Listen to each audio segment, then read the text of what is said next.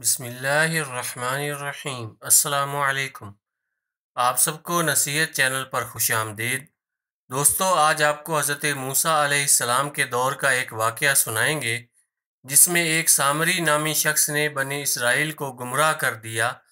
Video شروع کرنے سے پہلے آپ سے گزارش ہے کہ ویڈیو کو لائک کر دیں، اور اگر ابھی تک آپ نے چینل کو سبسکرائب نہیں کیا تو سبسکرائب کے بٹن پر کلک کر دیں اور ساتھ والے بیل آئیکن کو پریس کر دیں۔ جزاک اللہ۔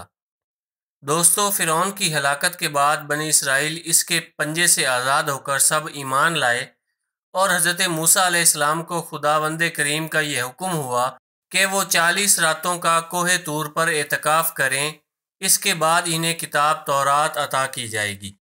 چنانچہ حضرت موسیٰ علیہ السلام کوہ طور پر چلے گئے اور بنی اسرائیل کو اپنے بھائی حضرت ہارون علیہ السلام کے سپرد کر دیا۔ آپ 40 دن تک دن بھر روزہ دار رہ کر ساری رات عبادت میں مشغول رہتے۔ بنی اسرائیل میں ایک حرامی شخص تھا جس کا نام سامری تھا، جو طبعی طور پر نہایت گمراہ آدمی تھا۔ اس کی ماں نے برادری میں رسوائی اور بدنامی کے ڈر سے اس کو پیدا ہوتے ہی پہاڑ کے ایک غار میں چھوڑ دیا، اور حضرت جبرائیل علیہ السلام نے اس کو اپنی انگلی سے دودھ پلا پلا کر پالا تھا، اس لیے یہ حضرت جبرائیل علیہ السلام کو پہچانتا تھا۔ اس کا پورا نام موسیٰ سامری ہے، اور حضرت موسیٰ علیہ السلام کا نام بھی موسیٰ ہے۔ موسیٰ سامری کو حضرت جبرائیل علیہ السلام نے پالا تھا، اور حضرت موسیٰ علیہ السلام کی پرورش فرعون کے گھر ہوئی تھی، مگر خدا کی شان کہ فرعون کے گھر پرورش پانے والے موسیٰ علیہ السلام تو خدا کے رسول ہوئے، اور حضرت جبرائیل علیہ السلام کا پالا ہوا موسیٰ سامری کافر ہوا اور بنی اسرائیل کو گمراہ کر کے اس نے بچھڑے کی پوجا کرائی۔ جن دنوں حضرت موسیٰ علیہ السلام کوہ طور پر معتکف تھے، سامری نے آپ کی غیر موجودگی کو غنیمت جانا اور یہ فتنہ برپا کر دیا کہ اس نے بنی اسرائیل کے سونے چاندی کے زیورات کو مانگ کر پگھلایا اور اس سے ایک بچڑا بنایا، اور حضرت جبرائیل علیہ السلام کے گھوڑے کے قدموں کی خاک جو اس کے پاس محفوظ تھی، اس نے وہ خاک بچڑے کے منہ میں ڈال دی تو وہ بچڑا بولنے لگا۔ پھر سامری نے بنی اسرائیل سے یہ کہا کہ اے میری قوم، حضرت موسیٰ علیہ السلام کوہ طور پر خدا عز و جل کے دیدار کے لیے تشریف لے گئے ہیں، حالانکہ تمہارا خدا تو یہی بچڑا ہے، لہٰذا تم لوگ اسی کی عبادت کرو۔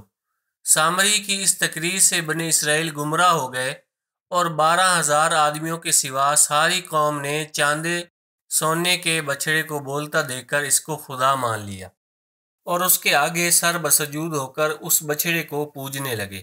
جب 40 دنوں کے بعد حضرت موسیٰ علیہ السلام خدا عز و جل سے ہم کلام ہو کر اور تورات شریف ساتھ لے کر بستی میں تشریف لائے اور قوم کو بچڑا پوجتے ہوئے دیکھا تو آپ پر بے حد غضب اور جلال طاری ہو گیا۔ آپ نے جوش غضب میں تورات شریف کو رکھا اور اپنے بھائی حضرت ہارون علیہ السلام کی داڑھی اور سر کے بال پکڑ کر گھسیٹنا اور مارنا شروع کر دیا، اور فرمانے لگے کہ کیوں تم نے ان لوگوں کو اس کام سے نہیں روکا۔ حضرت ہارون علیہ السلام معذرت کرنے لگے۔ حضرت ہارون علیہ السلام کی معذرت سن کر حضرت موسیٰ علیہ السلام کا غصہ ٹھنڈا پڑ گیا۔ اس کے بعد آپ نے اپنے بھائی حضرت ہارون علیہ السلام کے لیے رحمت اور مغفرت کی دعا فرمائی۔ پھر آپ نے اس بچڑے کو توڑ پھوڑ کر اور جلا کر اور اس کو ریزہ ریزہ کر کے دریا میں بہا دیا۔ پھر اللہ تعالیٰ کا یہ حکم نازل ہوا کہ جن لوگوں نے بچڑے کی پرستش نہیں کی وہ لوگ بچڑا پوجنے والوں کو قتل کریں۔ چنانچہ 70,000 بچڑے کی پوجا کرنے والے قتل ہو گئے۔ اس کے بعد یہ حکم نازل ہوا کہ حضرت موسیٰ علیہ السلام 70 آدمیوں کو منتخب کر کے کوہ طور پر لے جائیں، اور یہ سب لوگ بچڑا پوجنے والوں کی طرف سے معذرت طلب کرتے ہوئے یہ دعا مانگیں کہ بچڑا پوجنے والوں کے گناہ معاف ہو جائیں۔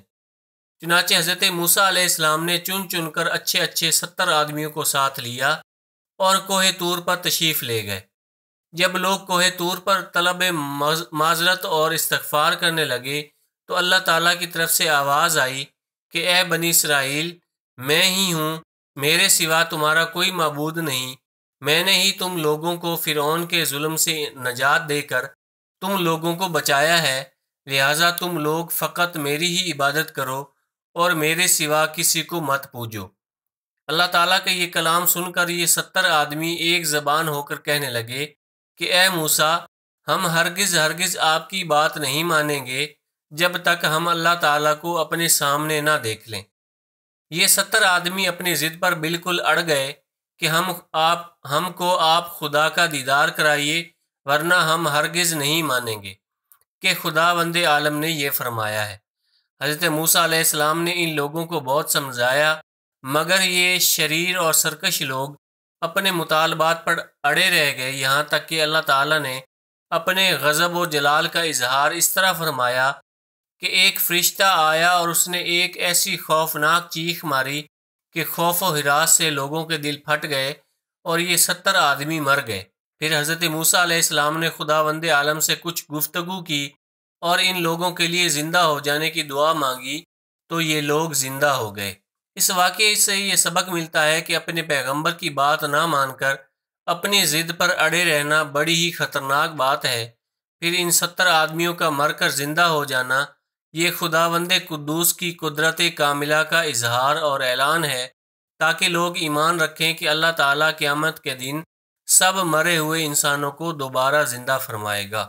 اس واقعے سے یہ بھی معلوم ہوا کہ حضرت موسیٰ علیہ السلام کی شریعت کا قانون یہ تھا کہ گناہ شرک کرنے والوں کو قتل کر دیا جائے، پھر قوم کے نیک لوگ ان کے لیے طلب معذرت اور دعائے مغفرت کریں، تب ان شرک کرنے والوں کی توبہ قبول ہوتی تھی۔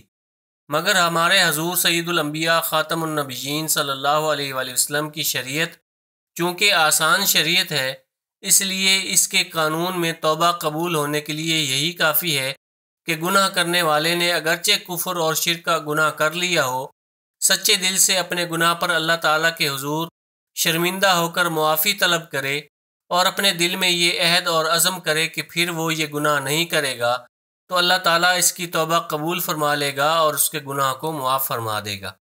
توبہ قبول ہونے کے لیے گناہ کرنے والوں کو قتل نہیں کیا جائے گا۔ سبحان اللہ، یہ حضور رحمت للعالمین صلی اللہ علیہ وآلہ وسلم کی رحمت کے طفیل ہے کہ وہ اپنی امت پر رؤوف اور رحیم اور بے حد مہربان ہیں، تو ان کے طفیل اللہ تعالیٰ بھی اپنے حبیب کی امت پر بہت زیادہ رحیم و کریم بلکہ ارحم الراحمین ہے۔